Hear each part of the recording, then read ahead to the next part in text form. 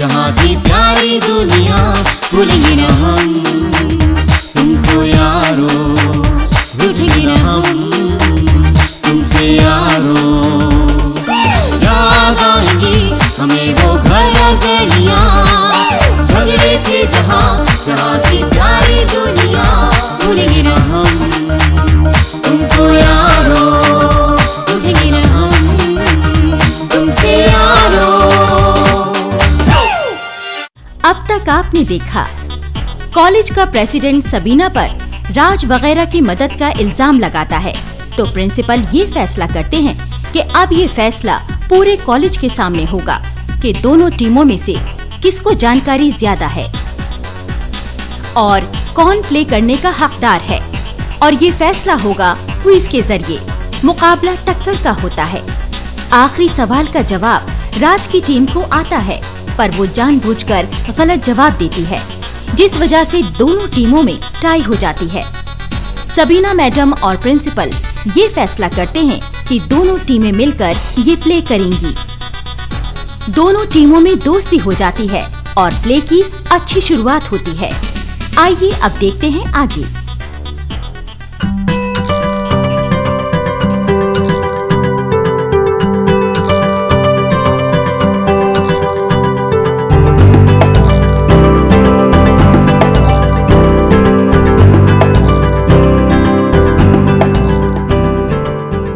Production का क्या status है? रिच, सब तैयार है। ये फोटोग्राफ देखो उनकी, और अब इनकी शक्ल देखो, हूबहू वही शक्ल निकली है। हाँ यार। अच्छा, पर्दा उठने वाला है।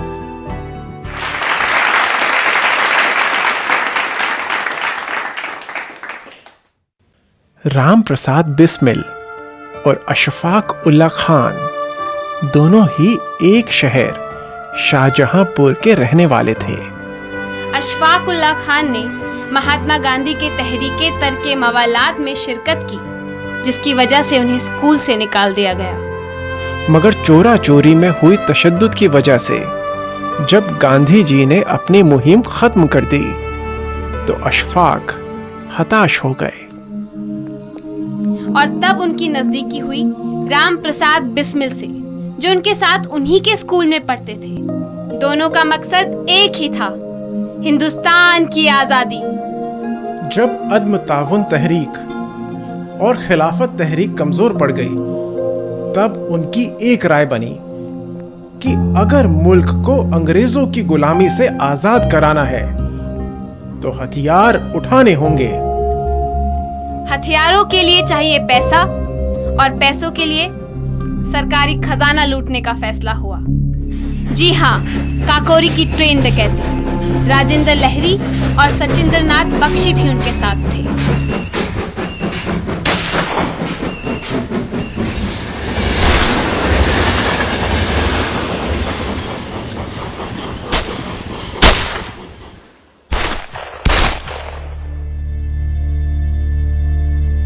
एक पठान दोस्त जिसके घर में वो छिपे थे, उसने धोखा दिया और सोते हुए अशफाक को पुलिस के हाथों पकड़वा दिया।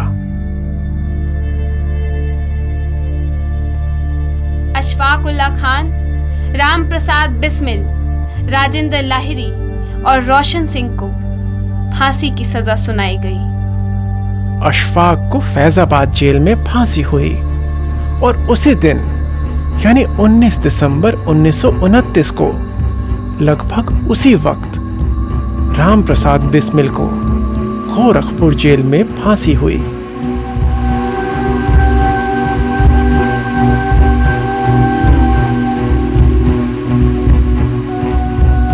दोनों स्कूल के वक्त के दोस्त एक साथ जिए और एक साथ शहीद हुए।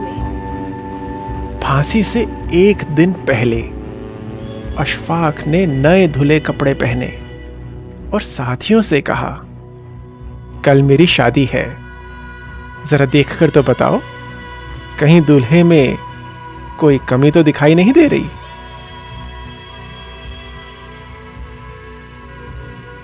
हाय जननी जन्मभूमि छोड़ कर जाते हैं हम, देखना है फिर यहाँ कब लौट कर आते हैं हम।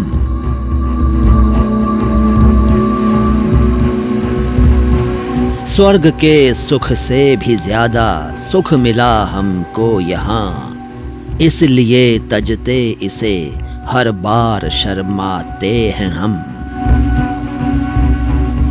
ऐ नदी नालो दरख्तो पक्षियों मेरा कसूर, माफ करना जोड़ के कर तुमसे फरमाते हैं हम।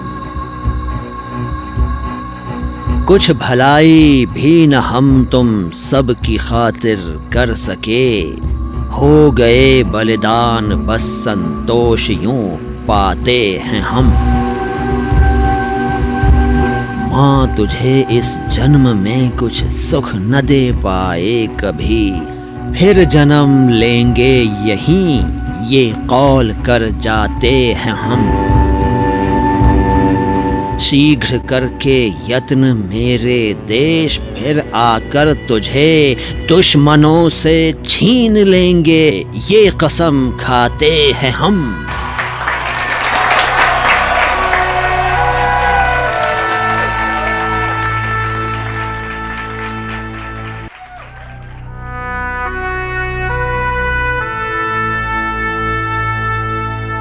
ये मस्ताना शायर भी हैरान करने वाली खुशी से फांसी चढ़ा।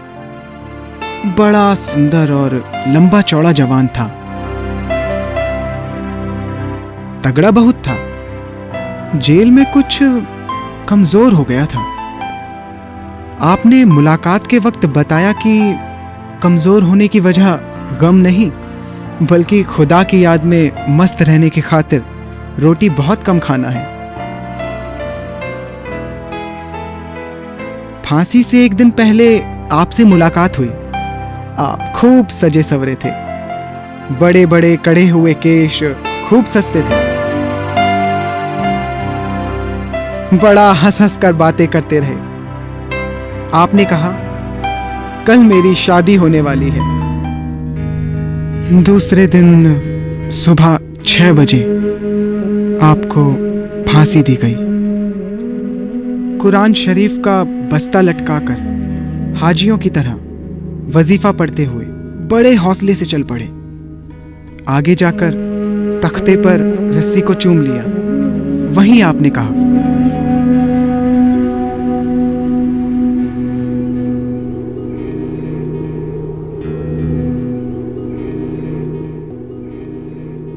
मैंने कभी किसी आदमी के खून से अपने हाथ नहीं रंगे और मेरा इंसाफ खुदा के सामने होगा। मेरे ऊपर लगाए सभी इल्जामात एकदम गलत हैं।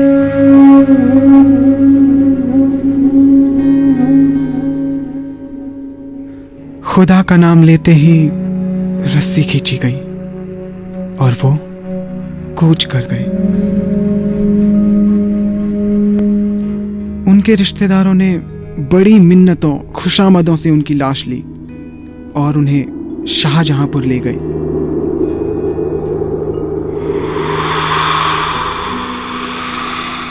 लखनऊ स्टेशन पर मालगाड़ी के एक डिब्बे में उनकी लाश देखने का मौका कुछ लोगों को मिला।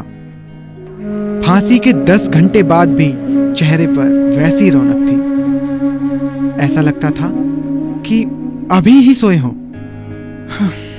लेकिन अशफाक तो ऐसी नींद सो गए थे कि जिससे वो कभी नहीं जागेंगे। अशफाक शायर थे। मरने से पहले आपने 2 शेर कहे थे।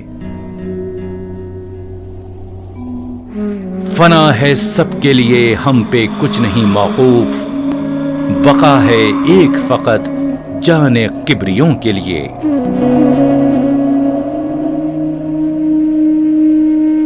दूसरा शेर यूं है, तंग आकर हम उनके जुल्म से बेदाद हैं, चल दिए सूए अदम जिंदाने फैजाबाद से।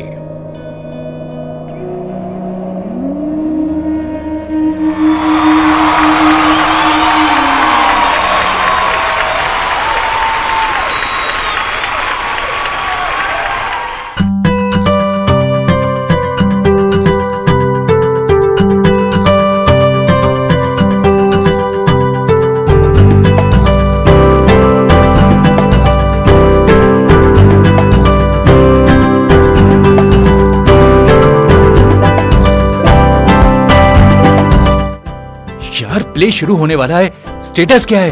कहाँ है सारे आर्टिस्ट? आबादी बानो लीड में है, मेकअप हो चुका है, एकदम तैयार। ठीक है यार, इस एक्ट का डायरेक्टर कौन था? भूल गया मैं। जमील है ना बी अम्मा, मेरा मतलब है आबादी बानो का परफॉर्मेंस डायरेक्टर जमील है। जमील। हाँ, क्या बात है? अरे जमील, कैरेक्टर रेडी है ना तेरा? हाँ, सबा और रजिया उसे कुछ टिप्स दे रही हैं आबादी बानो के कैरेक्टरिस्टिक्स के बारे में। आओ अब हम अगले एक्ट की तैयारी पर नजरसानी करें। अच्छा, पर्दा उठने वाला है। I am going.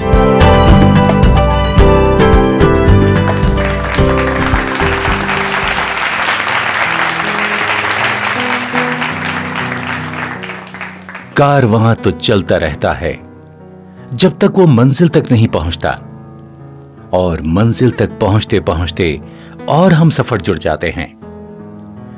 हिंदुस्तान की आजादी के सिपाहियों का कारवां भी बढ़ता गया। नए नए सिपाही जुड़ते गए, औरतें भी, मर्द भी, जवान भी, बूढ़े भी। इन मुजाहिदों में बहुत से नाम अनजान ही रहे, और कुछ ऐसे जो वक्त की गर्द में दबते चले गए।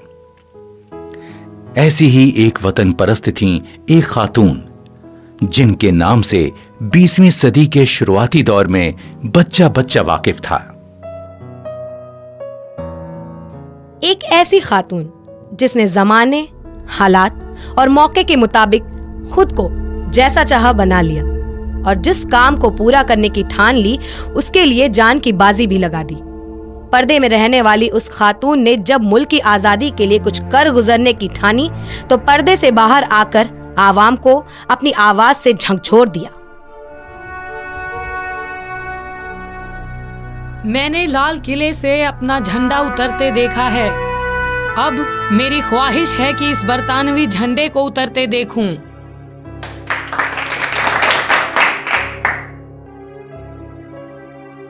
वो खातून थीं आबादी बानो बेगम, अली बिरादरान की वालिदा। 1914 में जब अली बिरादरान गिरफ्तार हुए तो जो कुछ आबादी बेगम ने कहा और किया, उसके बाद अली बिरादरान की मां को हर कोई मां कहने में फख्र समझने लगा, और उनका नाम बी अम्मा पड़ गया। जब शौकत अली और मोहम्मद अली को अंग्रेज सरकार ने गिरफ्तार कर लिया तो आबादी बानो बेगम पर दबाव डाला गया कि वो अपने बेटों से माफीनामे पर दस्तखत करवा दें। आबादी बानो वो कागज लेकर जेल में अपने बेटों के पास गईं, मगर उन्हें मुल्क फरोशी के इकरारनामे पर दस्तखत करने के बजाय उन्हें साफ लफ्जों में कहा,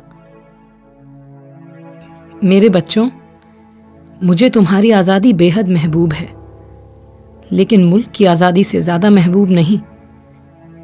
अगर तुमने मुल्क व मजहब के खिलाफ कोई हरकत की तो मैं अपने हाथों से तुम्हारा गला घोट दूंगी।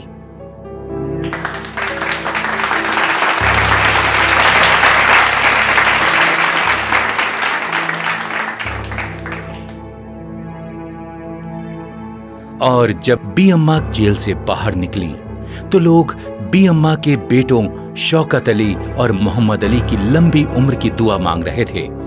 इस पर बी अम्मा के तेवर थे,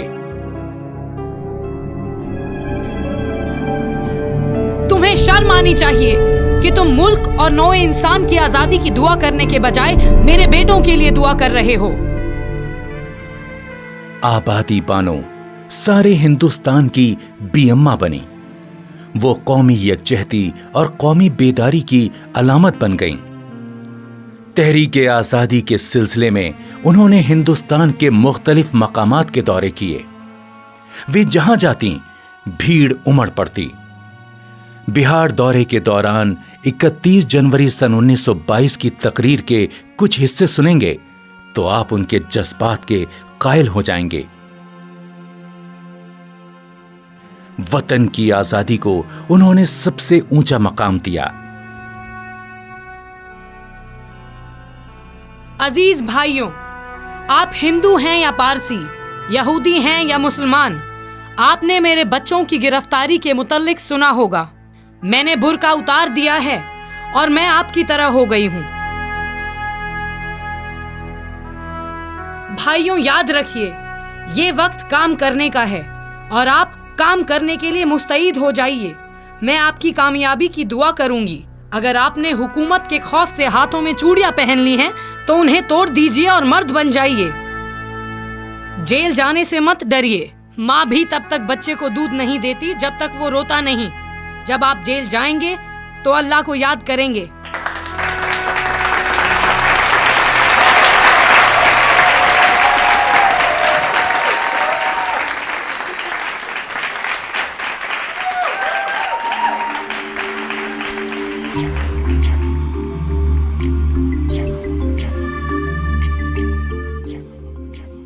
ध्यान से समझिए, अच्छे से परफॉर्मेंस देनी है, घबराना नहीं है और साफ साफ ऊंचा बोलना है।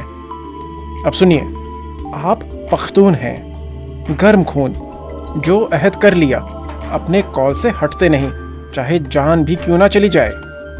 जान लेने और जान देने से पख्तून डरते नहीं। आपके इलाके में खून का बदला खून है, वहाँ कोई रहमदिली की गुंजाइश नहीं होती। याद रखिएगा ये सब बातें। मगर आप मादरे वतन की जोहवत में गांधी जी के ख्यालात से मुतासिर होकर अहिंसा के रास्ते पर चल पड़े हैं। मालूम है, तभी तो मुझे सरहदी गांधी कहा जाता है।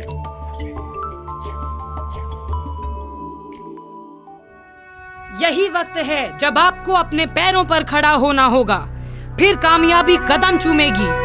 दूसरा काम जो आपको करना है वो हिंदू मुस्लिम इत्तेहाद की तकमील। हसद और नफरत को उठा फेंकिए। आइए अब आपको लिए चलते हैं मुंगेर। दिन है 6 फरवरी सन 1922 का। मेरे अजीज भाइयों, बहनों और बच्चों, अगर आपको नागवार ना हो तो मैं आपसे चंद बातें करूं। इस नाजुक सूरत हाल में 2 बातें करना जरूरी है। पहली बात ये कि आप अपने पैरों पर खड़े हो जाइए और उन उसूलों को अपनाइए जिनको कई बार दोहराया गया है। अगर आप हकीकत में अपने मुल्क से मोहब्बत करते हैं, जैसा कि मुझे यकीन है कि आप करते हैं, तो आप अपने पैरों पर खड़े हो जाइए और आप रजाकरों में भर्ती हो जाइए, वरना मेरी बात सुनना बेकार है। और अगर आपने सुस्ती का मुजाहिरा किया तो हिंदुस्तान का सफीना डूब जाएगा। मेरी निगाह में हिंदू मुस्लिम मेरे 2 बेटों शौकत अली और मोहम्मद अली की तरह हैं। मुझे अपने बेटों यानी अली बिरादरान की फिक्र नहीं, बल्कि मुझे सिर्फ खिलाफत, अपने मुल्क और स्वराज की फिक्र है। गुलामी की ये कैद जिसमें आप तड़प रहे हैं, सिर्फ आपकी कमजोरी और बुज़दिली की वजह से है।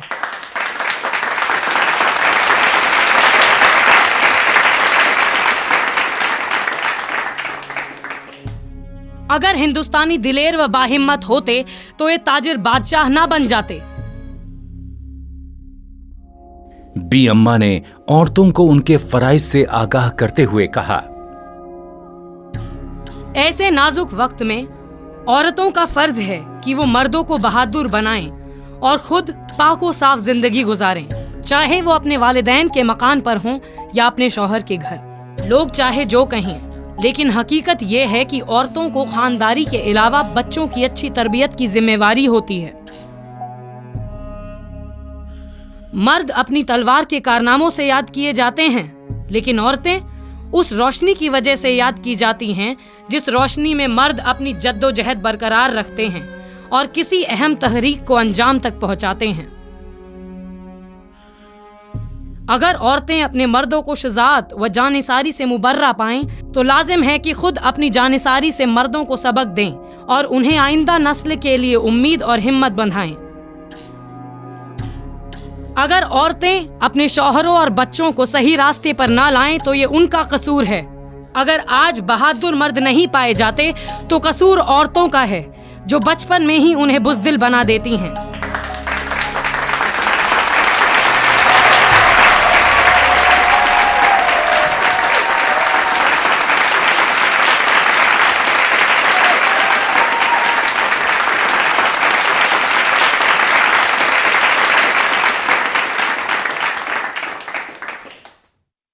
हर औरत को चाहिए कि वो अपने मुल्क की इज्जत को बरकरार रखने के लिए आगे बढ़े और अकीदा मुस्तहकम रखे, क्योंकि अकीदा ही इंसान को तरक्की के जीने तय करने में मदद देता है।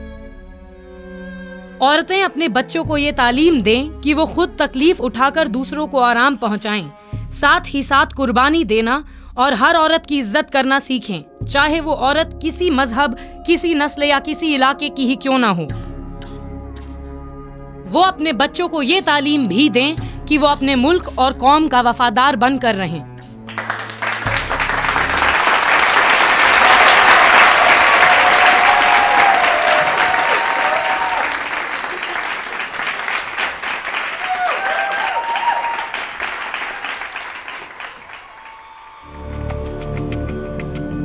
अरे इरफान यार, ये अब्दुल गफ्फार खान कहाँ हैं?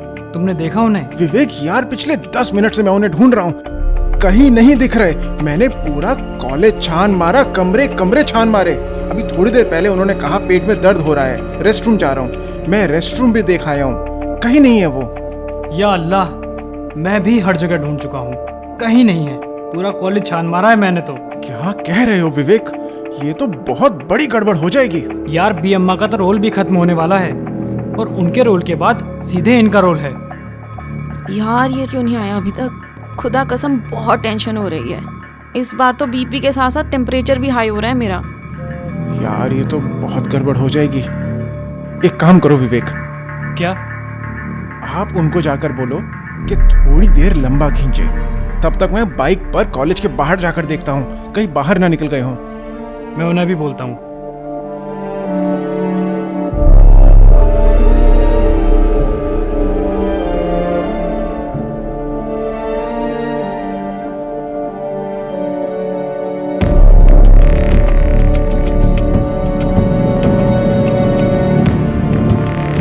घर के मर्दों में एक औरत बहादुरी और फराइज का जज्बा कैसे भर सकती है, बी अम्मा की तकरीरों में साफ है।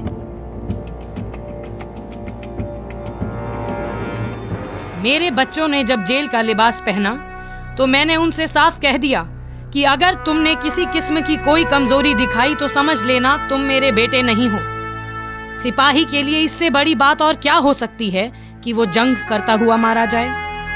मैं इन मिसालों से अपनी या अपने बच्चों की तारीफ नहीं करना चाहती, बल्कि ये बताना चाहती हूँ कि हर औरत के दिल में यही जज्बा होना चाहिए। हिंदुस्तान की औरतें जाग चुकी हैं। बीवियों ने अपने शौहरों से, बहनों ने अपने भाइयों से और माओं ने अपने बेटों से कह दिया है कि मुल्क और मिल्लत के लिए जेल भर दो। हम हिंदुस्तान में स्वराज चाहते हैं। अगर हुकूमत ने स्वराज नहीं दिया तो कानून के खिलाफ वर्जी करेंगे। हम इस बात पर तैयार हैं कि अमनो सुलह से रहें, बशर्ते हमें स्वराज मिले। हमें सिवाय खुदा के किसी से खौफ नहीं। मेरे दिल में आग सुलग रही है इसलिए कि मैं हर तरफ पागलों की तरह दौड़ दौड़ कर लोगों को इनके फराइज से आगाह कर रही हूँ। मैं उस वक्त तक चैन से नहीं बैठूंगी जब तक दिल की जलन कम ना हो जाए, और ये जलन स्वराज मिलने या मौत आने पर ही खत्म हो सकती है।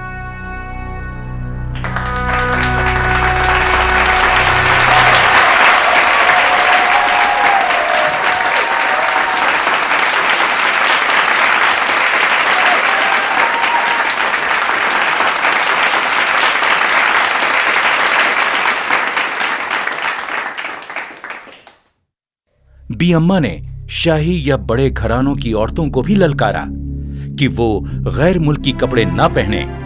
उनकी बातों में चोट ऐसी होती थी कि जिसे सुनकर लोग सोचने पर मजबूर हो जाते थे।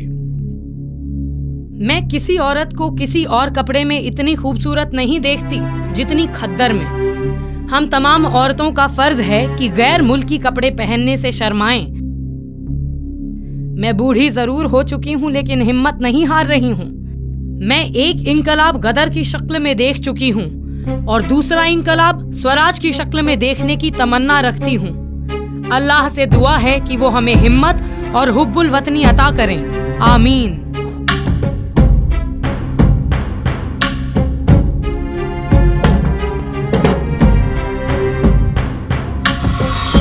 बी अम्मा की तकरीरों में वो साफ गोई थी, इतनी ईमानदारी थी जो इससे पहले आवाम ने बहुत कम देखी थी।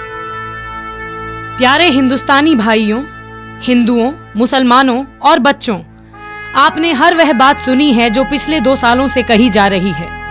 मैं यह जानना चाहती हूँ कि आप सिर्फ तकरीरें सुनेंगे या कुछ करना भी पसंद करेंगे? क्या आप में मुल्क की खिदमत करने का हौसला है? अगर आप में कुछ करने की हिम्मत है तो ये आपके हक में बेहतर होगा, वरना याद रखिए कि दुश्मन आपकी घात में लगा हुआ है। यह मुल्क हिंदू और मुसलमान दोनों का है, लेकिन हमारे मुल्क में दोस्तनुमा दुश्मन बहुत हैं।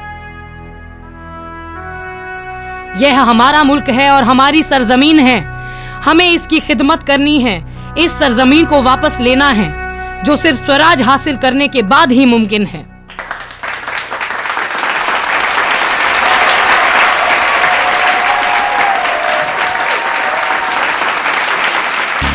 विवेक, क्या हुआ? मिले कॉलेज में तुम्हें? नहीं इरफान, मुझे कहीं नहीं मिले। तुम्हें मिले क्या? नहीं यार, मैंने कॉलेज के बाहर दूर दूर तक अच्छे से देख लिया है, कहीं नजर नहीं आ रहे। यार ऐसे ऐन मौके पर कोई आर्टिस्ट कैसे गायब हो सकता है? यार अब क्या करें, ये तो बहुत बड़ी प्रॉब्लम हो गई है। अगर ये ना आए तो कैसे संभालेंगे सब कुछ? अरे सब खत्म हो जाएगा। ठीक कहा यार, पर अब करें क्या?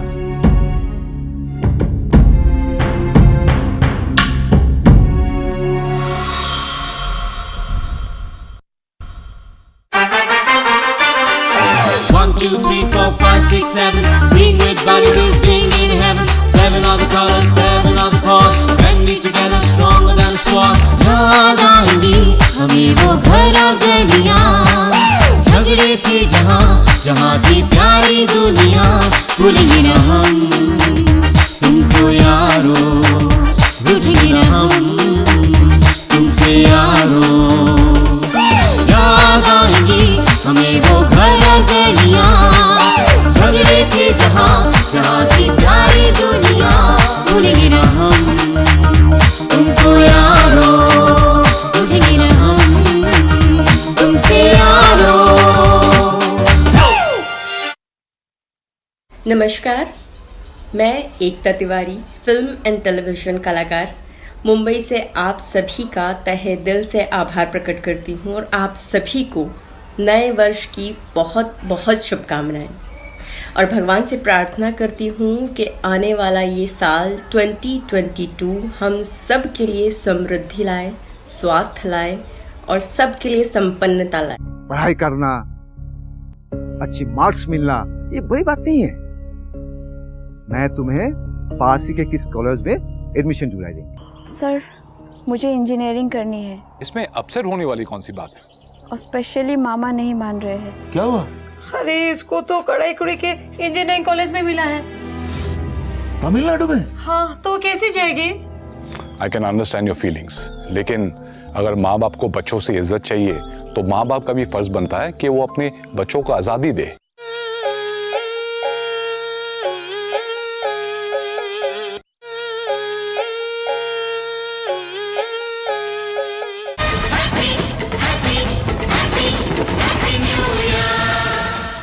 नए साल की बहुत बहुत बधाइयाँ। पूरे देशवासियों को नए साल की हार्दिक शुभकामनाएं। Happy new year!